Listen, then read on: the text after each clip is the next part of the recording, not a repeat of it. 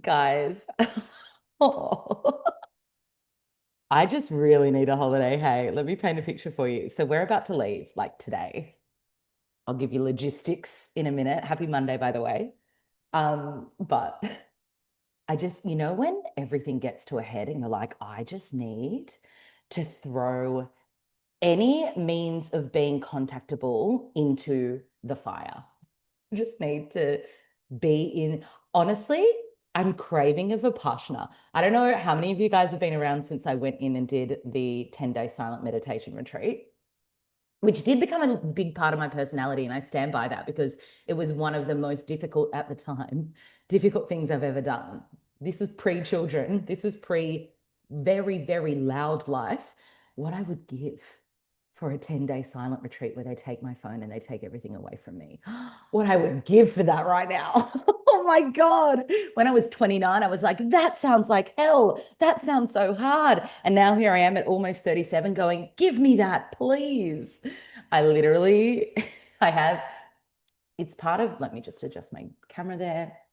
She's got the cleavage out today. She's got the hair freshly washed. If you're watching the YouTube, this is what my hair is when it's freshly washed. But when you have curly hair, it's so unpredictable. But it's giving beachy curls today. It's very out of my control. Oh, let me take a breath. I'm so ready to get away. I could cry. I could cry. I I think it's just, I don't know if it's mum life, if it's woman life, if it's being lots of Virgo placements and being neurodivergent life. I don't know what I can blame it on. Let's just say it's Holly life. I have had so many things to tick off my to-do list, work-wise, life admin-wise, before feeling fully anchored into holiday mode. And I really gently got there over the weekend, like seeing my final couple of clients, running the heart space on Friday. Obviously, all things I love to do, but energy exertion, right? Energy giving, energy giving. I woke up yesterday morning and had the morning to just tend to myself. I had a sauna, I did a coffee enema. I just wanted to like feel, I did a face mask. Then when I had lunch with a couple of girlfriends, which if you guys are following Aphrodite's plate, the first little Reco reel is up. I loved doing that, can I say? I'm so excited to create more content like that. It was so much fun. So you guys can jump on Aphrodite's plate now if you want to. If you're a foodie like me, it's fun. It's fun. Anyway, and then my mum arrived, and I love my mum, obviously. Well, not obviously, maybe she doesn't, but I do. Oh God, Holly, stop talking. Um, but right now I could pull my hair out. My mum triggers me a lot. And I feel conscious saying this because I have a lot of close friends who have lost their mothers, and I know that that grief is inexplicable. And I don't for one second want to take for granted the fact that I have my mum here and that she's come up to stay with Lola while we go away. And she's so good with my little girl, and my mum's great. But she's also Cancerian, and her Cancer sun is direct my Cancer Chiron. You can imagine my dad is also Cancerian. So I have I have seen the worst of Cancerian energy, and no judgment if you are Cancerian. I'm not saying you're the worst. Every sign has their worst. Leos are insufferable in their worst. But just for me personally, when both of your parents are the same sun sign and you grew up in a toxic home environment of them both in the same sun sign, and that sign is Cancer and your Chiron is Cancer, it really, really affects me. And I have my friends, my close people laugh and they're like, you're definitely going to get a Cancerian child. And that's fine. Like, I have friends who are Cancerian. But when your parents are both, it's a lot. I'm just going to say it. And my mum's great, but she is, I don't want to say she's a lot, but she triggers me a lot. She's got 5 Cancerian placements, all in the eighth house. Need I say more? Love the woman, super intuitive, so tapped in. She's got purple hair, marches to the beat of her own drum, absolutely positively neurodivergent. And so just now she was, get this, she tutors online and she's like, I just need to set up Zoom before you guys leave. Have you ever helped a boomer set up Zoom? That should be a song. Have you ever helped a boomer set up Zoom? Have you ever helped a boomer set up Zoom? Because if you have, you're probably really sad. Have you ever helped a boomer set up Zoom? That's literally what I did like 2 minutes before jumping on this call, which is why I'm losing my mind. Wow. Wow. The other thing that is not working in my mum's favor right now is that she is so sick. She's coughing and spluttering everywhere, being like, oh, I've just had this niggle in my throat. And I'm like, if you get us sick before we leave, I am not going to be held responsible for what might happen. I'm like dousing her with pulsatilla, the homeopath for like her symptoms. I'm just saying, don't touch my little girl. Like, don't touch her. Don't even look at her. I said to Trent, hurry up and go get your things done. He has to go in and do a quick last minute job this morning. I'm like, we're leaving early. We're getting out of this house. That's it. And that's why I haven't done my podcast yet because I've been tipped. Oh no, she's coughing. No, that's just my throat. Um, that's just literally where I've been. So it's going to be a short and sweet one today. I don't even really know what else I'm going to talk about. I've got a couple of card decks here because I thought what I'd do today's app is give you guys a two-in-one. I'll give you guys a little life update, which pretty sure that was it.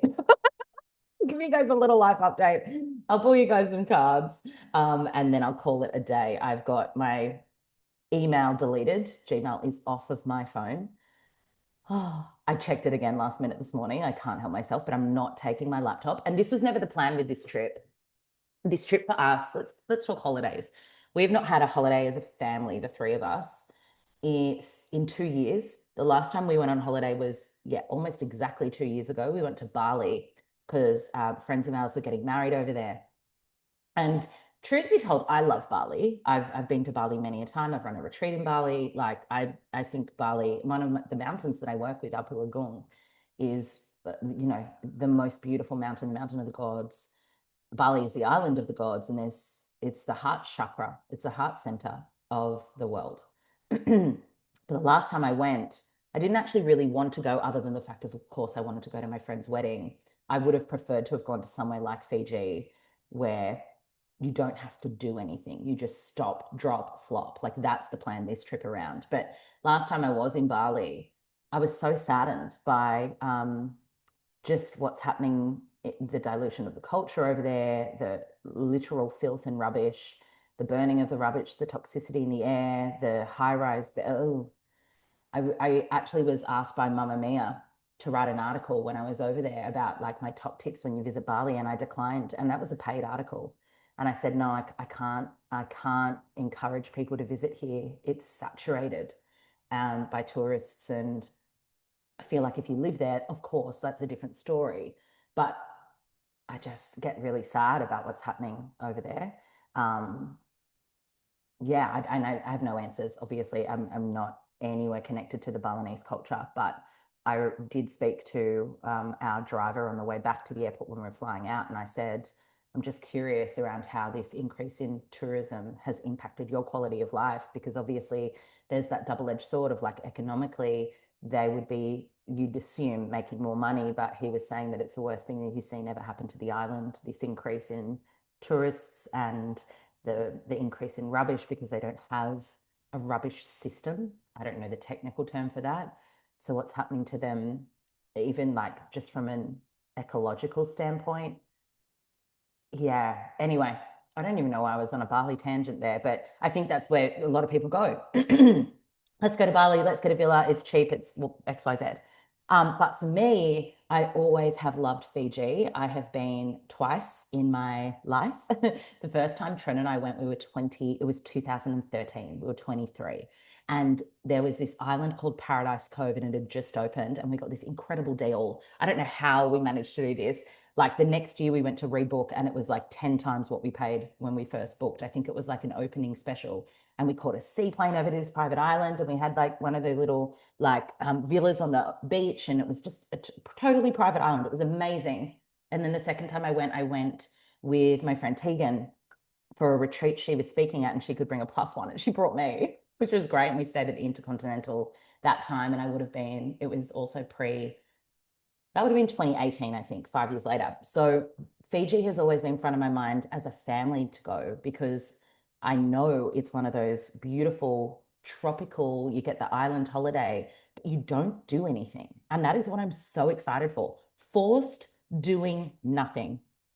And so we booked through Luxury Escapes, which I always book my accommodation, guys. Like, hi, that's a reco from me. If you don't look for on Luxury Escapes for like hotel deals, holiday deals, packages, what are you doing? Get on its stat. You get Luxury Escapes for like half the price. It's great. So Luxury Escapes, you want to sponsor me? Plug. Um, so we got this deal maybe 6 months ago. And it's, yeah, we're away for 8 days. I'm not going to say where we're staying just yet because that's like weird if people are there and know me. I don't know. It's just a privacy thing. But we got this beautiful all-in-one deal. And oh my gosh, are we excited? My little girl loves Lilo and Stitch, Moana, all of the island culture movies. And she's a Sag Sun, Sag Moon, Sag Mercury. So Sag loves adventure, travel, exploration. Like she's always loved being on planes and these sorts of things. And so we have been like building up this anticipation and excitement. And she calls it her Moana holiday. She's like, we're going to Fiji, my Moana holiday. And she asked me once if Moana was going to be there. I can't.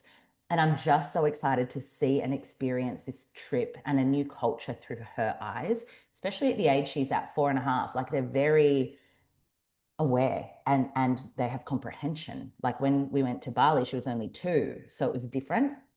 And it was only last week where I went, you know what? I'm going to delete social media. I'm going to delete Instagram off my phone. I'm going to delete Gmail, thankfully. I'm going to delete my Voxer. I'm not going to like have my phone on availability for people like even my friends. I love you guys, but like don't contact me. Please don't. I'm so excited I want to be like totally disconnected. So that's the plan. Today we don't fly to Fiji though. We actually fly out of Brisbane tomorrow morning because when you live regional, obviously regional flights, you have to fly somewhere to fly somewhere. And it works out better for us to drive to Brisbane and fly and leave our car there. So that's the logistics. So I thought last week, I was like, I'm just going to look at Luxury Escapes and maybe we can drive halfway because as you guys know, my little girl's not good in the car. That's the biggest thing. No kidding. The what do I have? Phobia has been in the back of my mind. Oh gosh, how is she going to go on the drive up to Brisbane? And oh gosh, how is she going to go on the hour drive from the airport in Fiji to our where we're staying? And so I've got all the things prepped, but it's actually mainly for me and her comfort. We're going to drive up to the Gold Coast. We're going to stay one night at the Langham. I can tell you guys where I'm staying tonight. That's fine. Which will be fun because we've never stayed there before. And then we get up very, very early. I mean, we fly out at 9 a.m. tomorrow morning. So holiday starts as soon as we leave the house, which hopefully will be in the next few hours. I'm just ready. I'm just done. You know that, when you're past the point of no return, it's like, I just really, oh, my mum just sneezed. I'm like, hopefully she didn't sneeze when I little girl. Everything is like a trigger right now. I just need to disappear into the abyss. And this holiday has been a really long time coming. When we went to Bali, we had just said goodbye to Archie. We just had to put him down. The house was still trying to kill me. So it was a Bali trip where all my symptoms cleared up, and then I came back into the house, and that's when I went straight into Cass and Jordan's garage because I was histamining everywhere and like anaphylactic. And so this holiday is off the back of selling the house. That was only a year ago, by the way. That's crazy. So selling the haunted house, me claiming my health, Trent's business doing really well. Like he's grown it exceptionally well. So proud of him. Also, total fluke, swear to God, did not realize it's Mother's Day this week. So how nice that I'm going to be having Mother's Day in Fiji. Let's do that every year, shall we? So great. The package we got massages included, like all meals are included. It's just, we're not leaving the resort. There's like so many activities. It's just like so much room for activities. It's just going to be great. So that's it. That mini app, mini app. I'm like, I could talk more, but I really don't want to. I'm going to pull you guys some cards for your week ahead while I'm away. What have you got in store for your week? Let's do it. The first deck I'm using is the Enchanted Earth Oracle by Jessica Lahoud. I love this one. This is my most recent deck. And by most recent, I mean last year. Yeah. Let's pull you guys one card. Oh, that was quick. Card number 10, Howl, Community Alignment and Focus. I'm showing it on the YouTube if you can see it. Let's have a read of this. Actually, there's something else fun I'm doing. Speaking of community, I'm looking like it's looking like I'm co-producing another show up here. We just need to sign it off with a company that wants to take us. But I'll tell you guys more about that. That will be end of the year, and it feels good. Feels good to have a creative project when I haven't written anything this year. I haven't done anything creative. It's funny. Sorry, I'm really hijacking your card pool, but give me a sec. At lunch yesterday, it was three other girlfriends and me, and we were talking about this year, and a couple of them were like, yeah, this year, if it's felt like a year, like there's been so much going on. And I was like, this year has felt like a month. I feel like I've done nothing, genuinely nothing big, because I haven't been working on any big creative project. I've done things, obviously, but I haven't had to release a book or like work on a show or like, I don't know. It's felt quite nice. And then they laughed at me and they said, Holly, it's because your last 7 years have been hectic back to back. This is the first year where you actually get to experience what like a normal life feels like. And I'm like, yeah, that's true. I really like it. Anyway, card 10, Howl. You are highly attuned to the energy of the people and spaces surrounding you. Just as you are influenced by this energy, you too hold the power to manipulate the energy of a space and guide that energy to flow a certain way. Like the wolf, sing your song. Breathe life into the world, and the world will give back to you. Announce your presence boldly, like a wolf's howl piercing through the night, drawing your pack closer and closer each time. They will be drawn to you naturally as if by magnetic force, guided by the resonance of your energy and united in intention. When you harness your energy with clear intent, you will find yourself seamlessly woven into a more aligned community, profession, and life. Now is the time to nurture those social connections and collaborate with people whose aspirations align with your own. How's that? It's like go be social and align with people. And I'm like, no one look at me or talk to me. It speaks volumes. If you draw this card in reverse, which we didn't, so we didn't. That's a beautiful card. It's a card about authenticity and self-expression and calling your people in. So I was actually thinking about that, not just off the back of the ladies' lunch I went on yesterday, which Zoe and I looked at each other and we were like, we never go on ladies' lunches. Why don't we do this more? Like once a month, just like intimate group of friends. And you should have heard the conversation. You can imagine we're all very Byron Bay gals. Like take a shot every time we said universe. No, I'm joking. We don't really say universe, but anyway. But it's I was thinking about it even when I did my Aphrodite's plate reel last night, and it was really nice to have like I think I have 30 followers, and I think it got 20 likes, and it was like, yeah, these are people that just really want to follow me because they like food too, and it felt like it feels quite neurodivergent, I got to say, where it's like, oh, we have a common interest and that connects us. But can it not be that simple, you know? Um, and it was kind of like a humbling place for me to be too, because obviously I have my personal platform, which I've built over 10 years, and there's thousands of people on there.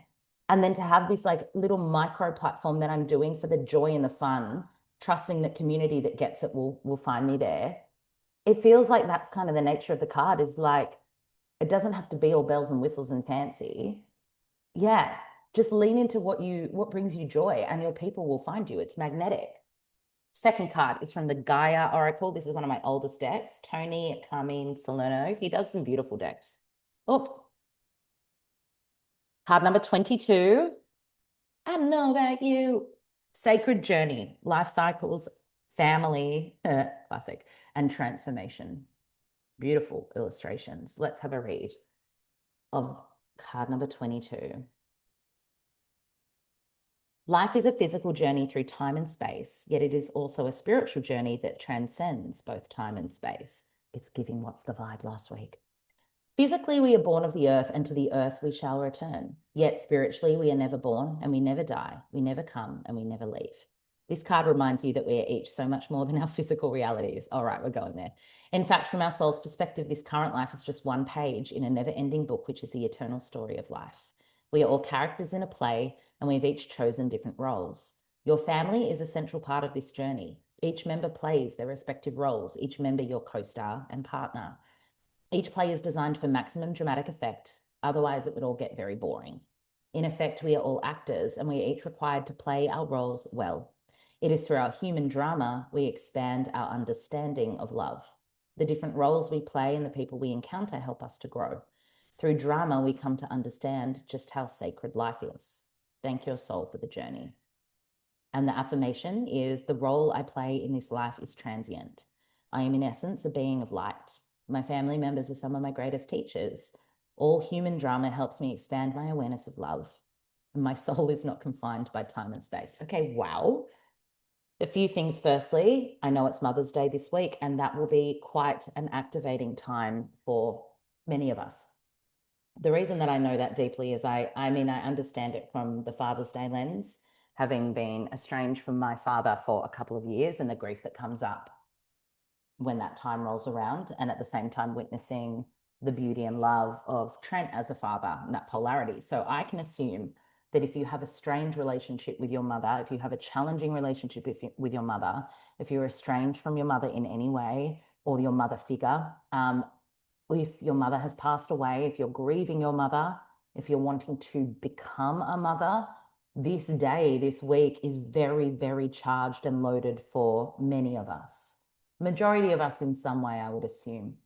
And so I feel like part of that card is making a nod to I just feel like saying like it's not your fault. That's what I feel like saying, you know, whatever has unfolded with your mother or your experience of motherhood or with motherhood, it's not your fault. This is part of the human experience that your soul has called in for what the card expressed, which is like the maximum human experience and spiritual journey. And I do feel like there's that connection between, I spoke about this, maybe it was on Substack, not on the podcast. It was when Harper first passed away. And I spoke about how I was really thrown by, in the depth of such tragic grief and the freshness of mourning her, how much more of an appreciation for life that grief gave me. And I feel like it's kind of that similar thread that many of us could be walking in the lead up to this Sunday, and definitely on this Sunday, is like the brutality of loving someone or wanting to be loved by someone and not being able to experience that in human form. And I feel like it's just a reminder for all of us to, well, the first card is lean on community, lean on the safe people in our lives this week, knowing that it's a sensitive time for many people.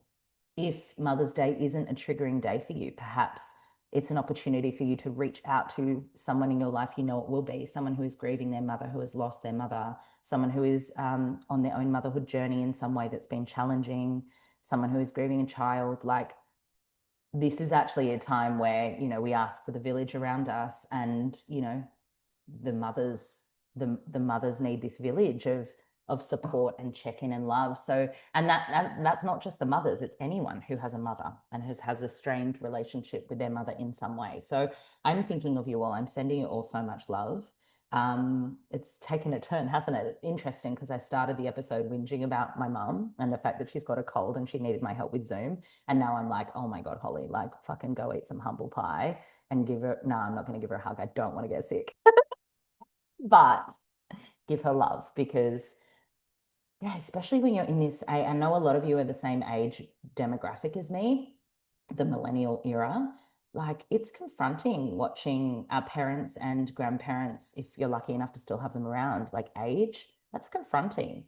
Um, and especially my grandmother is still here. That is fucked, can I just say? Like, I said it to my mum, and might be like a really awful thing to say, but when you watch someone that you love so much deteriorate mentally, but still like their body is holding on, like you would have put a dog down earlier.